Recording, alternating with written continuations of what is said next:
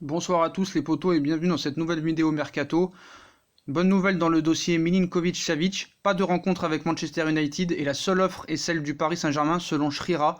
Le Paris Saint-Germain tente de recruter Sergei Milinkovic-Savic cet été pour renforcer son milieu de terrain, mais il n'est pas simple de se mettre d'accord avec la Lazio de Rome qui voudrait au moins 75 à 80 millions d'euros pour son milieu de 24 ans. Et ce dimanche matin, la presse italienne a lancé un vent d'inquiétude avec une possible avancée de Manchester United, mais c'est démenti par Nicolo Sciarra, journaliste italien qui écrit notamment pour Calcio Mercato et la Gazzetta dello Sport. Il a tweeté aucune rencontre entre Iglitare, directeur sportif de la Lazio, et Manchester United pour Sergei Milinkovic-Savic. La seule offre à ce jour qui est arrivée à la Lazio pour le Serbe est celle du Paris Saint-Germain. À Londres, le dirigeant a rencontré des agents, Kia et Zahavi, et les représentants de Caicedo, attaquant de 30 ans de la Lazio, qui a des offres en provenance de Chine. Ainsi, on peut avoir le sentiment que le transfert à Manchester United a surtout été évoqué pour mettre la pression sur le Paris Saint-Germain pour le moment, mais il n'y a rien de sûr. Même si la tactique existe, ça peut être une façon à pousser le club parisien à ajouter quelques millions à sa proposition pour ne pas se faire doubler. En tout cas, Paris a bien son mot à dire, la négociation continue, rien ne dit que ce sera rapidement bouclé, il faut patienter pendant que le club travaille. Surtout que Milinkovic-Savic n'est pas la seule piste côté Paris Saint-Germain que Leonardo étudie, on le sait très très bien. Donc voilà pour le dossier Milinkovic-Savic, il faudra un peu patienter. On va passer au dossier De Ligt, qui est ici. Donc le feuilleton De Ligt totalement relancé, c'est en effet ce qu'explique le PSG pourrait recevoir un coup de pouce dans le dossier Mathys De Ligt, le capitaine de l'Ajax d'Amsterdam se posant des questions quant à une collaboration avec Maurizio Sarri à la Juventus, qu'on voit ici. La Juve le semble avoir bouclé le dossier Mathys De Ligt, né à la barbe du Paris Saint-Germain, du FC Barcelone ou encore de Manchester United. C'est du moins ce que laisse penser la presse italienne qu'en annonçant un accord pour un transfert entre De Ligt et la vieille dame, il ne manquerait que certains détails à régler pour que l'opération aboutisse. Cependant, le capitaine de l'Ajax émettrait quelques réserves pour sa signature à la Juve et Maurizio Sarri ne serait pas étranger à cela. Sarri, obstacle à la signature de Light à la Juventus. C'est en effet ce qu'explique la Gazzetta dello Sport. D'après les informations du quotidien transalpin, Mathys De Ligt se poserait bien des questions sur le style de jeu prôné par Maurizio Sarri. Sarri, nommé récemment coach de la Juve, en ce sens, l'international néerlandais ne serait pas certain d'être prêt à évoluer sous la louette du technicien italien. Le FC Barcelone, le Paris Saint-Germain et United pourraient alors de nouveau avoir toutes leurs chances si De Ligt choisissait finalement de refuser de rejoindre la Juve. C'est vraiment une affaire à suivre, mais je pense que vraiment ce joueur fait beaucoup de caprices et ça commence vraiment à être un peu saoulant. Donc je pense qu'il faut mieux que Paris ne le prenne pas parce que je vois que la mentalité là c'est pas ça du tout. Et je pense qu'il faudrait mieux ne pas le prendre parce qu'on a déjà assez de joueurs qui font des caprices comme ça. Donc je pense que c'est un dossier qui va s'arrêter là. Pour le dossier Alan, donc le dossier Alan, bah voilà, hein, le Paris Saint-Germain cherche toujours sa future sentinelle devant la paire brésilienne Marquinhos Silva. Un de leurs compatriotes est visé par le champion de France, on le sait, depuis 6 mois maintenant. Or son dossier semble désormais battre de l'aile, excusez-moi. Alan était annoncé très proche de signer pour le PSG en janvier et encore plus en juin. La donne a vite changé. Le Brésilien serait sur le point de prolonger son contrat avec le club italien. Les représentants parisiens ne démontreraient plus aucun signe particulier d'intérêt pour le profil du joueur. Leonardo, de retour au Common, donne la priorité à d'autres dossiers comme celui de Sandro Tonali ou bien Nicolo Barella. Alors l'agent d'Alan a pris le taureau par les cornes et a engagé des discussions contractuelles avec le président De Laurentiis. L'international de la Seleção devrait doubler son salaire et obtenir des garanties sportives conséquentes. À force de jouer avec le feu, le PSG pourrait se brûler. Mais bon, comme Mathys De Ligt, hein, Alan n'est pas vraiment... il était mécontent des négociations, donc voilà, lui en plus il n'est pas content. Hein. Il n'est pas non plus repéré par beaucoup de clubs, donc je pense qu'il faudrait qu'il se calme un petit peu. Et voilà, c'est pas non plus... tout le monde n'est pas dessus, quoi. Il y a presque que Paris qui est dessus. Donc il y a un moment, il faut, je pense, se calmer. Et je pense que c'est pas non plus un crack. Et je pense que quand même pour 60 millions d'euros, pour moi, ça paraît quand même très très très cher. Donc je pense que ce dossier est terminé. On va passer au dossier Sandro Tonali. Donc mauvaise nouvelle dans le dossier Sandro Tonali, évalué à 30 millions d'euros par ses dirigeants. Sandro Tonali fait rêver plusieurs grosses formations du vieux continent. Le PSG, AS Rome, Inter Milan, Atalanta Bergame seraient notamment sur les traces du milieu de terrain de Breccia, mais l'avenir du joueur de 19 ans serait d'ores et déjà réglé. Sandro Tonali aurait tranché pour son avenir malgré l'intérêt bien réel de Leonardo. Sandro Tonali ne rejoindra pas le Paris Saint-Germain cet été. En effet, d'après les informations relayées ces dernières heures par le média transalpin Sport Italia, la direction de Breccia ferait actuellement le forcing pour renouveler l'engagement de Sandro Tonali, lui qui est actuellement sous contrat jusqu'en juin 2020. De son côté, Calciomercato annonce même que les pourparleurs engagés par le club italien auraient été fructueuses puisque l'international espoir italien de 19 ans aurait donné son accord de principe pour prolonger de 3 ans soit jusqu'en 2024. Considéré comme intransférable par sa direction, Tonali devrait ainsi paraffer très prochainement un nouveau bail avec un salaire de 600 000 € annuels. Reste maintenant à savoir si Leonardo parviendra à faire changer la donne dans ce dossier. Bon, on sait que les très grandes qualités de négociateur de Leonardo, mais on va faire quand même attention parce que je pense que il pousserait, les Italiens, les grands clubs italiens pousseraient Brescia à le garder pour pas que ça refasse comme Verratti. Donc voilà, c'est ça qu'il faut vraiment être clair là-dessus. On va passer à un dossier de Donnarumma. Donnarumma ne serait pas pour venir au Paris Saint-Germain, il veut rester à Milan AC, au Milan AC, il est attaché à ce club.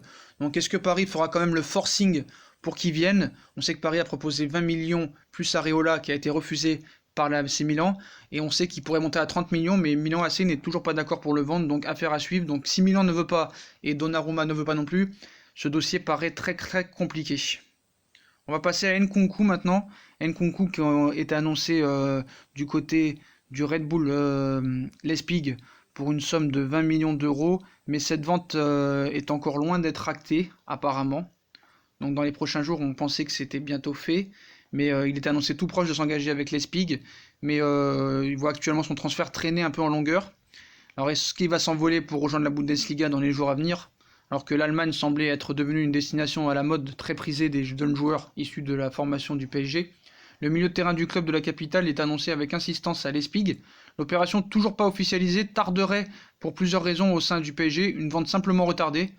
Normalement ça devrait se faire quand même, mais d'après les informations révélées par le Leipziger, ce seraient les changements que connaît l'organigramme du Paris Saint-Germain qui retarderait en partie le transfert de Christopher Nkunku vers Leipzig.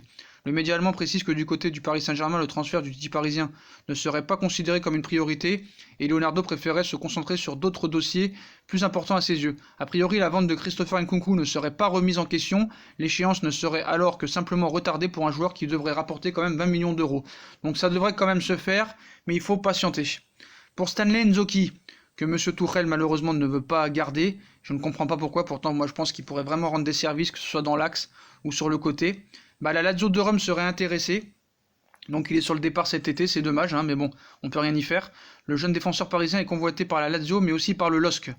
Donc comme il est annoncé sur le départ, il a été vu qu'à 16 reprises, toutes compétitions confondues, mais je pense quand même que s'il le fait 16 fois jouer, c'est quand même qu'il trouve des qualités, Donc c'est un défenseur polyvalent et il a vu sa cote diminuer auprès du coach allemand, malgré de bonnes performances, c'est ça qu'on comprend pas. Lors des premiers mois de la saison passée, il figurait en bonne place. Il y a quelques mois sur les tablettes de l'OM, le club phocéen le suit toujours, mais il se voit concurrencé désormais par la Lazio de Rome. Le vainqueur de la Coupe d'Italie, qualifié pour la Ligue Europa, s'intéresserait aux natifs de Poissy, formé au PSG, qui espère toucher près de 10 millions d'euros avec cette cession. En France, Lille apprécie aussi le joueur et son profil de talent prometteur avec un potentiel de revente non négligeable. Après, Paris pourrait peut-être se servir de Nzoki dans le dossier Milinkovic-Savic. Pour l'affaire Neymar, le clan, on va vite parler de ça, le clan Neymar a bien dit qu'il serait de retour au Paris Saint-Germain et qu'il reprendra l'entraînement dans quelques jours, peut-être pas demain, mais dans soit fin de semaine prochaine ou début de semaine prochaine. Voilà pour le cas Neymar. De Becker, comme vous savez, a signé aujourd'hui au Paris Saint-Germain. Il a dit qu'il était très heureux de jouer au Paris Saint-Germain, qu'il espère qu'il va s'imposer dans ce club et devenir vraiment un grand joueur avec cette équipe. Donc ça prouve encore qu'il y a un joueur qui est vraiment impliqué dans le projet et ça fait plaisir. Pour Thiago Silva, on sait qu'apparemment Leonardo serait prêt à s'en séparer.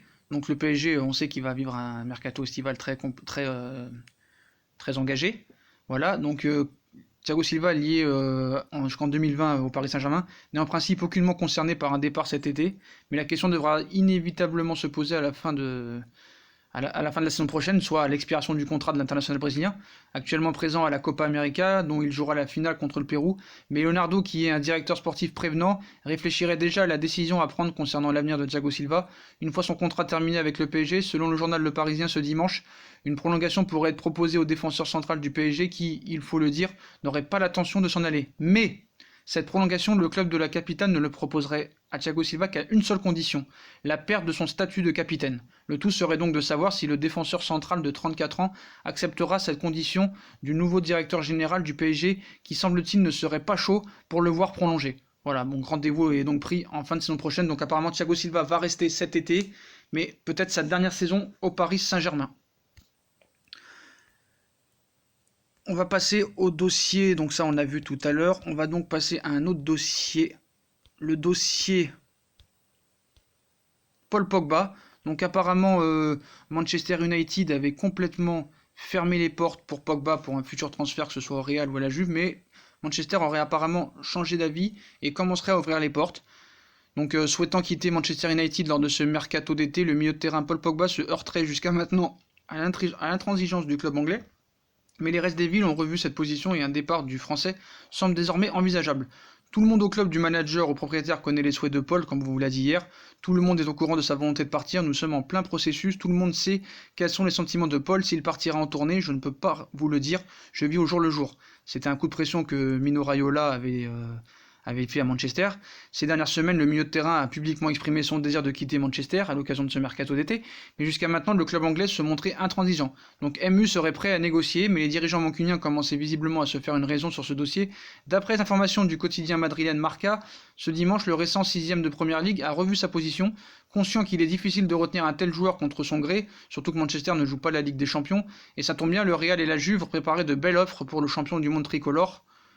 Donc alors que le club espagnol devrait réaliser une première offre offensive, la formation italienne va également passer à l'action avec une proposition estimée à 134 millions d'euros. Donc ça va être compliqué de refuser ça. Donc aussi affaire à suivre. On va passer au dossier José Mourinho. Alors José Mourinho, on sait qu'il a refusé beaucoup de clubs et il a refusé une offre de 100 millions d'euros du Guangzhou Evergrande. Le célèbre technicien portugais qui était en négociation avancée avec le propriétaire du club chinois a pris sa décision. Alors que le dossier semblait bien avancé, le Special One a finalement choisi de tirer un trait sur le contrat astronomique proposé par la formation chinoise. Donc voilà, on sait que José Mourinho a été vu dans beaucoup de clubs dans beaucoup de stades de Ligue 1 cet été. Il a refusé beaucoup de clubs comme Newcastle, comme des clubs chinois comme aujourd'hui. On sait que Tourelle est sur la sellette cette année et que ce sera sûrement sa dernière saison. On sait que Leonardo apprécierait peut-être Mourinho. On sait que l'objectif numéro 1 de Leonardo ce serait Allegri, mais comme Allegri après une année sabbatique, pour l'instant n'est pas disponible, donc si jamais ça se passerait mal, est-ce que ce serait peut-être une piste pour le PSG? On ne sait pas, mais en tout cas Mourinho a refusé l'offre du Guangzhou, de ce club chinois. Voilà, la nouvelle avait suscité une certaine effervescence, mais voilà, il a refusé, donc on voit que même l'argent ne fait pas tout, et José Mourinho veut toujours entraîner en Europe. Alors où ce sera, on vous le dira peut-être quand on aura plus d'informations. Un dossier Edgar Davids, donc Edgar Davids, je voulais en parler parce qu'il a parlé dans un match amical de gala, il a parlé sur Monsieur De Ligt, comme quoi De Ligt avait fait qu'une saison au haut niveau avec l'Ajax et qu'il fallait pas non plus exagérer sur le potentiel de ce joueur, qu'il faudrait voir à l'avenir. Il y a beaucoup de joueurs qui se sont révélés sur une année, donc faut pas exagérer. Donc voilà une petite pique encore sur De Ligt, que je pense que beaucoup le comportement dérange. Donc je vois que les clubs commencent à être retentissants sur l'arrivée de leurs joueurs. Donc est-ce que ça se fera à la Juve, au Barça, à Manchester, au Paris Saint-Germain? Ce sera encore une affaire à suivre. Et on va finir par le dossier... Oui, alors je crois que j'ai pas la photo. Sur le dossier James Rodriguez. Je l'ai ou pas? Oui, je l'ai. Sur l'affaire James Rodriguez. Donc James Rodriguez choisirait l'Atlético Madrid pour sa future destination. Donc encore un rebondissement pour James Rodriguez. Alors qu'il se rapprochait de Naples, le milieu offensif du Real Madrid a mis la proposition italienne en attente. D'après le média colombien Gol Caracol, dont les informations sont confirmées par AS, l'ancien monégasque veut finalement rejoindre l'Atlético Madrid. Le club madrilène serait effectivement intéressé, mais attendrait l'argent du transfert d'Antoine Griezmann au FC Barcelone pour le recruter. A priori, les Colchoneros en auront les moyens puisque le voisin réclamerait 42 millions hors bonus. Il s'agirait d'un rôle de mercato pour le Colombien qui avait demandé au Bayern Munich de ne pas lever l'option d'achat de son prêt avant d'écarter un retour au Real, où le coach Zinedine Zidane n'est pas son plus grand fan. Voilà les potos pour ces infos mercato, donc on va refaire un petit bilan. De Ligt au Paris Saint-Germain, c'est pas fini, mais maintenant Sarri ne serait pas pour sa venue, mais on sait qu'avec le comportement qu'il a en ce moment, les salaires, les volontés, tout ça, les critiques de Edgar Davids sur lui, qu'il y a beaucoup de présidents et d'entraîneurs qui se posent des questions sur sa mentalité. Donc le dossier de Ligt est complètement relancé et tous les clubs ont encore leur chance, même si la Juve semble quand même devant. Dans le dossier Alan, ça ne se fera pas. Paris n'est plus intéressé par Alan, qui devrait prolonger avec Naples. Et pour Milinkovic-Savic, le Paris Saint-Germain est en pole position et en tête pour faire venir le joueur milieu de terrain à Lazio de Rome l'année prochaine. Donc Paris est en pole position et est proche de ce dossier et fera tout pour faire venir Milinkovic-Savic au Paris Saint-Germain. C'est la priorité de Leonardo au milieu de terrain. Donc voilà les potos, qu'est-ce qu'il y a à dire? Bah voilà, on a tout vu. Donc voilà, on finit sur De Ligt et Alan et Milinkovic. Donc Alan, tout est possible. Alan, c'est terminé. Et Savic pourrait venir au Paris Saint-Germain. Le dossier est bien avancé. Il n'y a que Paris qui a fait une proposition. Donc voilà les potos. Bah voilà pour cette vidéo mercato, vous avez toutes les informations de la journée. Donc s'il y a d'autres infos, vraiment des très grosses infos, on vous tiendra au courant en direct. Et comme d'habitude, si on a aimé la vidéo, on like, on partage, on s'abonne. Dites-moi en commentaire ce que vous pensez de toutes ces histoires de recrutement, toutes ces affaires.